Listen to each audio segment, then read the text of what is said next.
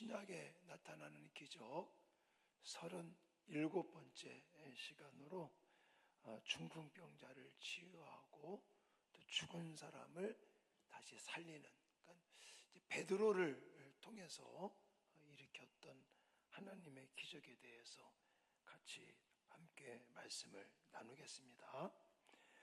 여러분, 우리가 참 신앙생활을 하면서 하나님의 기적을 다들 소망하고 있습니다. 그래서 우리의 어떤 신앙생활 가운데 우리 힘으로, 우리 인간의 노력이나 또 사람의 힘으로 하지 못하는 그런 일들을 하나님께서 해주시기를 간절히 바라고 있죠. 자, 근데 사실은 하나님께서 성경에 이 기적을 행하실 때, 이적을 행하실다고 할 때 우리가 생각하는 그 전능성만을 이렇게 알려주기 위해서, 가르치시기 위해서 사실은 기적을 행하실 때는 그다지 많지 않습니다. 그러니까 제가 기적 설교를 시작을 하면서 어떤 이야기를 했냐면, 하나님께서 사실은 성경에 기록된 것보다도 더 많은 하나님의 기적을 행하신 것을 우리는 알고 있습니다. 근데 하나님께서 이런 기적, 이런 기사, 이런 어떤 이적의 사건들을 그 중에서 이제 쉽게 말하면 뽑아가지고 기록을 해놓은 거죠. 그래서 예를 들어서 중풍병자 치유했다, 죽은 자를 다시 살렸다. 그러니까 우리도 중풍병자 위해서 기도하고 죽은 사람 위해서 기도하면 하나님이 기적을 행하신다. 물론 이것도 틀리진 않은 거죠. 하나님 그런 것을 보여주셨으니까. 근데 사실은 중풍병자를 치유하시더라, 죽은 자를 살리시더라, 이거를 우리에게 말씀하시려고 이 사건, 이 기적의 사건을 우리에게 소개하고 있지는 않다는 겁니다. 물론 중풍병자를 치유하셨고 죽은 자까지 살리시는 이 기적이 사실은 예수님께서 행하셨던 기사였습니다. 근데 굳이 여기 베드로를 통해서 사도행전에 나타나는 사실은 똑같은 기적 아닙니까? 예수님께서 공생의 기간 동안 중풍병자를 치유하셨던 거 기억나시죠? 또 죽은 사람을 살렸잖아요. 대표적으로 야이로의 딸을 다시 살리시기도 하시고, 과부의 아들을 다시금 살리기도 하시고, 또 왜 나사로를 또 살리시기도 하시고, 또 자신도 물론 이제 부활과 요거는 소생이라고 말하지 부활이라고 하진 않습니다. 자, 어쨌든 예수님께서도 사망 권세 이기시고 다시 살아나셨고, 그러면 신약 공간복음에 그런 기사들이 있었는데 왜 무엇 때문에 사도행전에 똑같은 기사를, 똑같은 기적을 왜 기록했냐 이겁니다. 같은 메시지를, 같은 하나님의 말씀을 우리에게 주시기 위한 게 아니라는 것을 우리는 아니라는 것을 가지고 본문을 접근해야 된다, 이런 것입니다.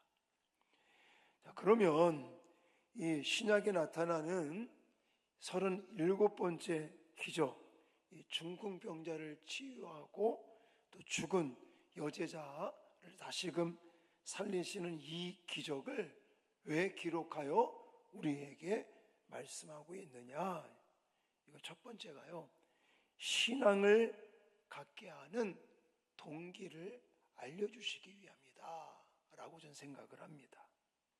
자, 이게 두 가지 기사가 나오지만 결과론적으로는 똑같다는 거예요. 이게 무슨 말이냐면 35절 같이 읽겠습니다. 시작. 룻다와 사론에 사는 사람들이 다 그를 보고 주께로 돌아오니라. 아멘. 자, 중풍병자를 예를 들어 고치는, 치유하시는 이 사건을 기록하면서 룻다, 이 지역 이름입니다. 제가 나중에 지도를 보여드릴 건데, 자, 어쨌든 이렇게 중풍병자를 살리시는 이 기적을 통해서 결과론적으로 뭐가 나타났냐면은 그 사건을 보고 많은 사람들이 어떻게 됐다고요? 주께로 돌아왔더라라는 거예요. 믿게 되었다는 거예요. 신앙을 갖게 되었다는 거예요. 뭘 보고? 중풍병자가 치유받는 것을 보고. 중풍병으로 8년 동안 앓아누웠던 애니아라는 사람, 병고침을 받자 그것을 보고 많은 룻다와 사론에 사는 사람들이 예수님을 믿게 되었다라는 거예요. 신앙을 갖게 되었다. 이것을 강조하고 있습니다. 근데 제가 늘 강조하죠. 한 번만 말한 게 아니라 반복해서 말하는 게 중요한 거라고. 42절 가보시면 또 읽겠습니다. 시작. 온 요파 사람이 알고 많은 사람이 주를 믿더라. 아멘. 또 이거는 두 번째 사건이죠. 요파에서는 죽은 사람이 살아났어요.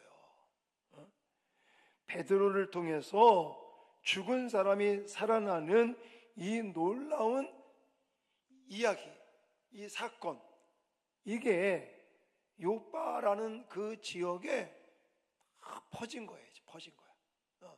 생각해 보세요.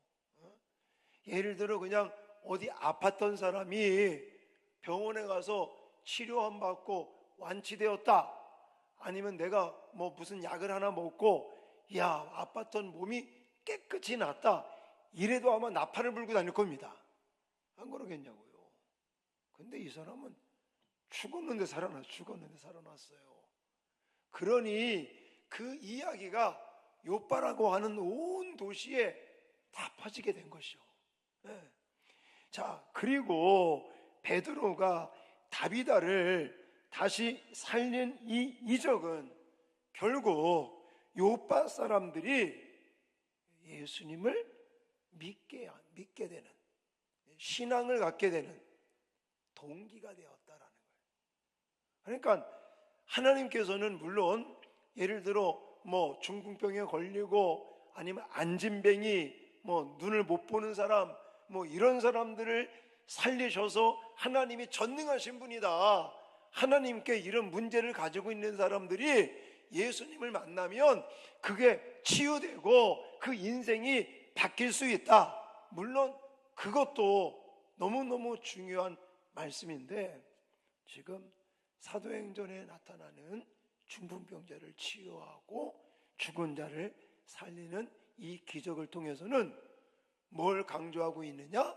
기적의 목적이 무엇이냐라는 거예요. 기적의 목적이 무엇이냐? 뭐라고요? 믿게 하는 거다. 믿게 하는 거. 신앙을 갖게 하는 것이다라는 거예요.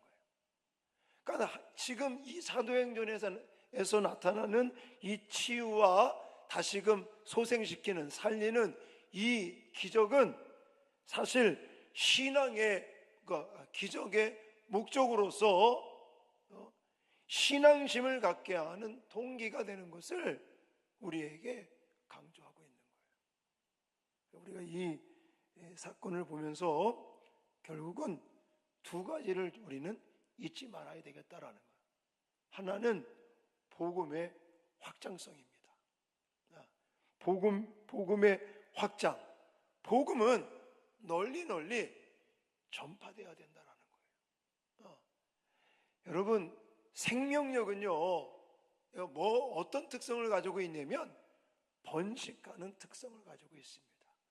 사람도 그렇고 뭐 동물들도 그렇고 또 식물들도 그렇고 모든 생명체는 진짜 그 생명체가 살아있는 생명체라면 거기에는 번식이라는 법칙을 주셨어요.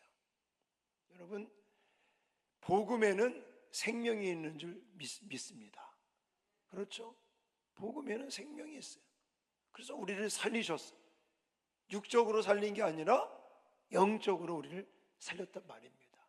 그리고 우리에게는 영생이라는 이제 죽음이 없는 그 영원한 영생이라고 하는 그 은혜를 받게 하셨습니다. 무엇을 통해서? 복음을 통해서. 그렇다면 저와 여러분들이 가지고 있는 이 받은 은혜, 이 복음을 그냥 나만 가지고 있으면 안 된다는 거예요. 나만 구원받고 나만 천국 가고 나만 하나님의 자녀로 살고 나만 하나님의 은혜 속에 살아가는 거 결코 바람직하지 않다는 거예요. 이 기적을 행하면서도 하나님의 목적은 뭐라고요? 신앙을 갖게 하는 거라고요. 믿음을 갖게 하는 거라고요. 그러니까 내가 이런 하나님의 은혜를 받고 하나님의 기적을 체험하고 하나님의 축복 속에 살아간다고 말한다면 우리는 생명력을 가지고 있는 것이고 복음의 생명력을 가지고 있는 우리들은 복음의 확장에 쓰임받는 저와 여러분들이 되어야 될 줄 믿습니다. 그런 의미에서 우리는 열심히 전도를 해야 됩니다. 복음을 전해야 됩니다. 그러니까 이 기사, 이 기적, 정말 중풍병을 치유하고 죽은 자를 살리는 이 기사를 통해서 복음이 요파 지역에 많은 사람들이 믿게 되었더라. 또 루따 지역에 많은 사람들이 그 사건을 보면서 기적을 보면서 이제는 예수님을 믿게 되는 그런 동기가 된 것처럼 우리의 삶을 통해서 또 나를 통해 복음의 능력이 나타나는 것을 통해서 복음이 우리 주변, 그래서 성경에는 예루살렘과 온 유대와 사마리아와 땅끝까지 이르러 내 증인이 되라. 할렐루야. 이렇게까지 말씀하고 있단 말입니다.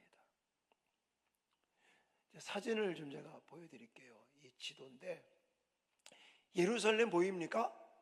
가운데 밑에 쪽에 보시면 예루살렘이 있고 우리가 지금 이 기사가 요빠, 루따 서쪽으로 이동하요. 그렇죠. 여기가 그 밑에 보면 또 있고 그래요. 여기 이 지역인 거예요. 여기는 다 이방 지역. 그러니까 유대 지역이 아니라 그래서 이제 복음이 이방 쪽으로 뭐 하고 있는 거라고요? 확장되어져 가요. 넓어져 가고 있는 거예요. 성경의 말씀대로. 근데 이렇게 복음이 확장되어지고 또 이 복음이 증거되면서 결국 기사, 기적, 이적이라고 하는 사건이 쓰임 받는 것이죠. 오늘날 하나님은 전도의 미련한 방법을 통해서 복음이 확장되고 전파되기를 원하심을 믿으시기 바랍니다. 저와 여러분들도 마찬가지죠. 누군가가 나를 전도했기 때문에 나온 거예요. 어떤 사람은 엄마 뱃속에서부터 모태 신앙으로 따지고 보면 엄마 아빠로부터 전도를 받은 거죠. 쉽게 말하면 어떤 사람들은 가족들에 의해서 친구들에 의해서 또 이웃들에 의해서 이렇게 전도를 받고 예수님을 믿게 되고 이런 은혜들이 점점점 확장되고 전파되어지는 이런 역사가 지금도 있어야 될 줄 믿습니다. 그래서 중풍병자를 치유하는 능력, 물론 그것도 좋은 거지만 또 죽은 자를 살리시는 능력, 물론 그것도 맞는 말이지만 이 중풍병자를 치유하고 죽은 자를 살리는 이 사건이 공생의 기간 동안, 예수님의 공생의 기간 동안도 말씀했는데 굳이 사도행전에 와서 또 이야기하는 것은 이 기적의 목적이, 동기가 신앙심을 갖게 하는, 복음을 받게 하는, 믿음을 갖게 하는 그런 목적과 동기다라는 것을 강조하고 있는 것입니다. 또 하나는요, 능력의 도구라는 거예요. 능력의 도구. 이걸 다른 말로 말한다면 그리스도를 드러내는 도구, 이렇게 말합니다. 자, 34절 말씀을 같이 읽어보겠습니다. 34절 시작. 베드로가 이르되 에니야야, 예수 그리스도께서 너를 낫게 하시니 일어나 내 자리를 정돈하라 한데 곧 일어나니. 아멘. 여러분 생각을 해보세요.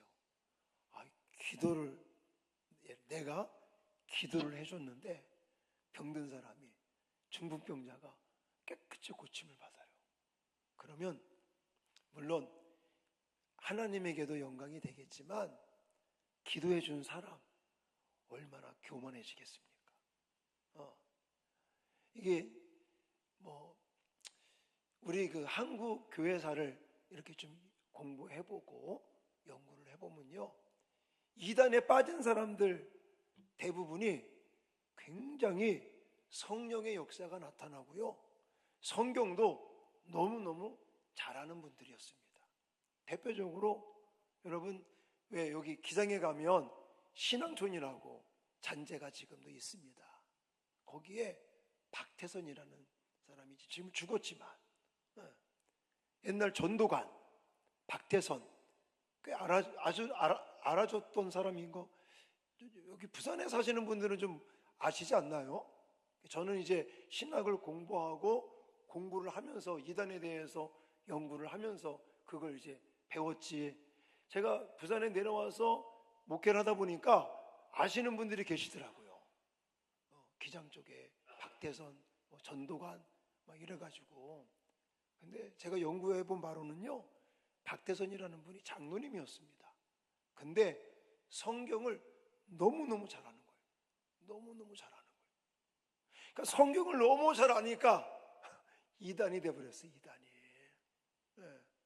그리고 예를 들어 신유의 은사가 막 나타나는 사람들 있잖아요. 그런 사람들도 물론 다 그런 건 아니지만 일부 사람들은요, 마찬가지로 이단이 돼버려요. 이단이. 왜 그런지 아십니까? 자기가 기도를 해주니까요, 자기가 성경을 가르치니까요, 사람들이 은혜를 받는 거예요. 근데 자기가 기도를 해주고 자기가 성경을 가르칠 때 사람들이 막 은혜 받고 치유되고 막 변화되는 역사가 나타나니까 착각에 빠지는 거죠. 자기가 능력이 있는 것처럼 착각에 빠지는 거예요. 근데 베드로를 보십시오. 지금 여기 중풍병자를 낫게 하는 것도 마찬가지, 또 죽은 자를 살릴 때도요, 이 베드로는 뭘 강조하는지 보십시오. 34절, 베드로가 이르되, 무슨 단어를 먼저 꺼냈어요? 예수 그리스도께서 너를 낫게 하시니라고 그래요. 지금 이 중풍병자를 치유하면서 첫 마디가 뭐예요? 첫 마디가 예수 그리스도께서 너를 낫게 하시는 거다. 이거래요. 이거. 내가 너를 기도해 주니까 낫는다, 이 말이 먼저 나오는 게 아니라 예수 그리스도께서 너를 낫게 하십니다. 자기를 드러내는 것이 아니라 예수 그리스도를 나타내는 거예요. 능력은 치유의 원동력, 근본은 예수 그리스도이신 것을 먼저 강조하는 것을 볼 수가 있단 말입니다. 여러분, 우리는 도구일 뿐인 거예요. 아멘입니까? 내가 예를 들어서 뭔가 열심히 봉사해서 뭔가 엄청난 일들이 막 성과로 막 나타나요. 내가 뭔가를 열심히 했더니 뭔가 결실이 너무너무 좋아. 다 내가 잘난 게 아니고 하나님께서 능력을 나를 도구 삼아 나타내심을 믿습니다. 그래서 우리가 무엇을 하든지, 특히 안 될 때, 뭐 망할 때, 뭐 쫄아들 때는 뭐 그런 마음 안 들겠지만, 예를 들어 막 잘 나갈 때, 잘 될 때, 뭐 교회도 막 부흥될 때, 뭐 내가 예를 들어 맡은 뭐 목장이 아니면 부서가 또 내가 열심히 하여서 막 부흥이 될 때, 내가 물론 열심히 한 것도 있지만 내가 잘났고 내가 능력이 있어서 그런 게 아니라 누구의 능력? 예수 그리스도의 능력, 하나님의 능력이 나를 통해서 나타나는 것에 대해서 우리는 감사하고 겸손해야 될 줄 믿습니다. 여러분, 우리는 하나님의 사랑과 능력을 세상에 나타내는 도구일 뿐인 것입니다. 도구인 거예요, 도구인 거. 그냥 우리는 나를 도구로 써주시는 것에 대한 감사의 마음, 그리고 더 무릎 꿇고 더 겸손하게 하나님을 의지하고 하나님만을 자랑하고 하나님만을 나타내는 저와 여러분들이 돼야 될 줄 믿습니다. 근데요, 열심히 하나님의 일을 한다고 교회에서 봉사한다고 하면서 나중에는요 이렇게 다운되시는 분들이 계시더라고요. 어떤 분들은 이게 좀 심하게 가면 서운하시대. 내가 이렇게 열심히 봉사하고 일하고 하는데 서운하다는 말이 나와요. 그러면 예를 들어서 내가 그냥 도구일 뿐이고 하나님께서 나를 도구로 써주시는 것에 대한 감사의 마음이 앞선다면, 아니 서운할 게 뭐가 있죠? 서운한 게 없는 거잖아요. 나를 써주신 것에 대한 감사의 마음이 있는데, 아니 서운할 게 뭐가 있느냐고, 섭섭한 게 뭐가 있느냐고요. 여러분, 나에게 특별한 은사가 있다? 나에게 어떤 뭐 열심히 일할 수 있는 재능과 뭐 여건과 환경이 있다? 이거는 내 자신을 과시하는 게 아니라 그렇게 나를 세워주시고 또 부어주시고 그렇게 일할 수 있도록 나를 도구 삼아 주신 하나님만을 자랑하는 저와 여러분들이 돼야 될 줄 믿습니다. 그런 마음의 자세로 나는 그저 하나님의 능력의 주체는 내가 아니고 하나님이시고, 나는 그저 능력의 주체이신 하나님의 도구일 뿐이다. 나를 도구로 삼아주시고 써주시는 하나님 앞에 감사합니다. 이 마음만 있다면 뭐가 서운하고 뭐가 섭섭하고 뭐가 힘들고 하겠습니까?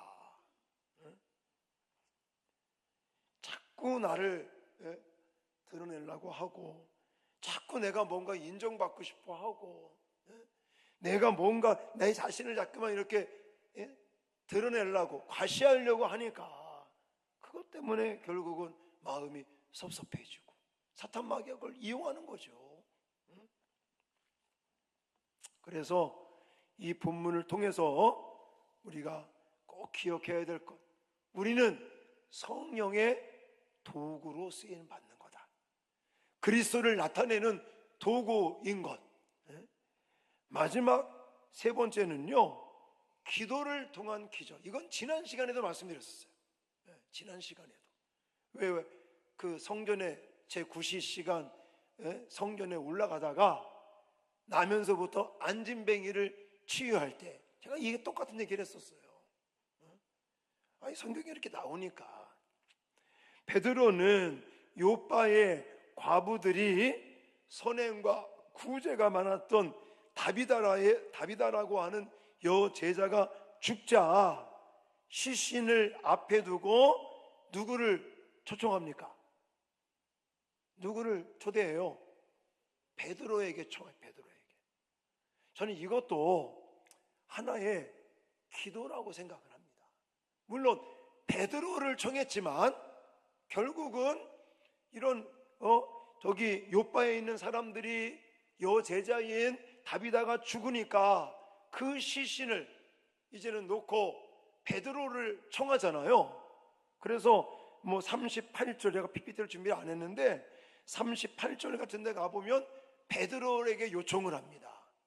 이것도 사실은 베드로를 찾고 있지만 하나님의 은혜를 갈망하는 거죠.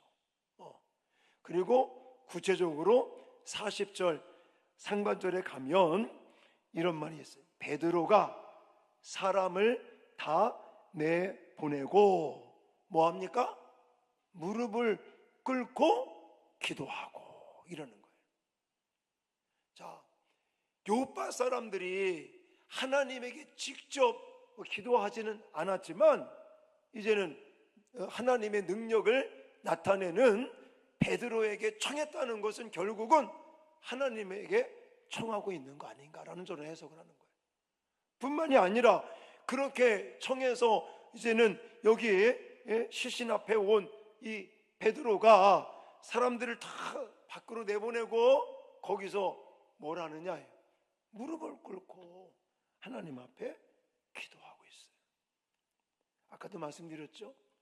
지난 시간에 사도행전 3장에서 베드로와 요한이 제9시 기도 시간에 성전에 올라가다가 나면서부터 안진뱅이를 치유합니다. 그때도 제9시 기도 시간에 성전에 뭐하러 올라갔다고요? 기도하러 올라갔지 뭐하러 올라가겠습니까? 제9시 기도 시간에 그랬으니까 뭐하러 성전에 올라갔겠어요? 기도하러 올라갔죠. 그때도 기도를 통해서 하나님의 기적이 나타났어요. 오늘도 또 9장에 와서 요빠라고 하는 지역에서 또 여제자가 죽고 베드로를 청한 것은 물론 베드로를 청한 것 같지만 결국은 하나님의 능력을 청해. 그리고 그 청함을 받은 베드로가 시신 앞에 와서는 사람들을 내보내고 무릎을 꿇고 기도했다. 이렇듯 여러분 기도하는 곳에 하나님의 능력이 나타남을 믿으시기 바랍니다. 기도하는 곳에 하나님의 기적이 나타남을 믿으시기 바라요. 제가 그 전에 설교했는데 왜 마가복음 9장 같은 데 가보니까 제자들이 간질 걸린 이제 그 자녀를 위해 기도를 했는데 안 낫는 거예요. 근데 예수님께서 이제 산에서 내려오셔가지고 기도를 하니까 대부분 낫잖아요. 그래서 제자들이 물었어요. 아니 왜 우리는 귀신을 쫓아내지 못했습니까? 그때 예수님께서 뭐라고 답을 하셔요? 기도 외에는, 다른 이런 성경 번역본에 보면 기도와 금식 외에는 다른 이유가 없다, 이런 말씀을. 자, 한번 그거 마가복음 9장 28절 29절 읽겠습니다. 시작. 집에 들어가심에 제자들이 조용히 묻자오되 우리는 어찌하여 능히 그 귀신을 쫓아내지 못하였나이까? 이르시되 기도 외에 다른 것으로는 이런 종류가 나갈 수 없느니라 하시니라. 아멘. 기도 외에 다른 것으로는 이런 종류가 나갈 수 없느니라. 할렐루야. 오직 기도밖에 없다는 거죠. 기도할 때 귀신이 떠나가고, 기도할 때 죽은 자도 살아나고, 기도할 때 중풍병도 고침을 받고, 기도할 때 하나님의 능력이 기도하는 사람들을 통하여, 저와 여러분들을 통하여 하나님의 능력이 나타남을 믿으시기 바랍니다. 오늘도 우리는 그래서 모인 겁니다. 아이고 막 잠이 와요. 9시만 넘으면 잠이 오는데 몸은 피곤하고 또 잠도 오고 졸립기도 하고, 일주일 내내 우리가 또 열심히 하나님 주신 일터에서 일하고, 오늘도 열심히 우리가 일하다가 이 늦은 시간 모인 이유가 이 기도의 시간을 통해서 하나님의 능력의 도구로 쓰임 받고 싶은 마음에, 정말 하나님의 그 기적의 손길, 능력의 손길을 우리는 원하여 이 시간도 나온 줄 믿습니다. 또 이 시간 당장 기도해서 당장 하나님의 기적과 응답이 없을지라도 하나님께서 악한다라도 자식에게 좋은 것을 줄 줄 알거든 하물며 하늘에 계신 너희 아버지께서 구하는 자에게 좋은 것으로 주시지 않겠느냐. 가장 좋을 때, 가장 적당한 때, 가장 좋은 모습으로 하나님께서 응답하시고 역사하실 것을 믿고 오늘도 믿음으로 간구하면서 하나님의 능력을 체험하는, 또 하나님의 능력의 도구들로 쓰임받고 우리들을 통해서 복음이 점점 더 확장되어지고 확산되어지는 역사들이 나타날 수 있기를 주님의 이름으로 축원합니다.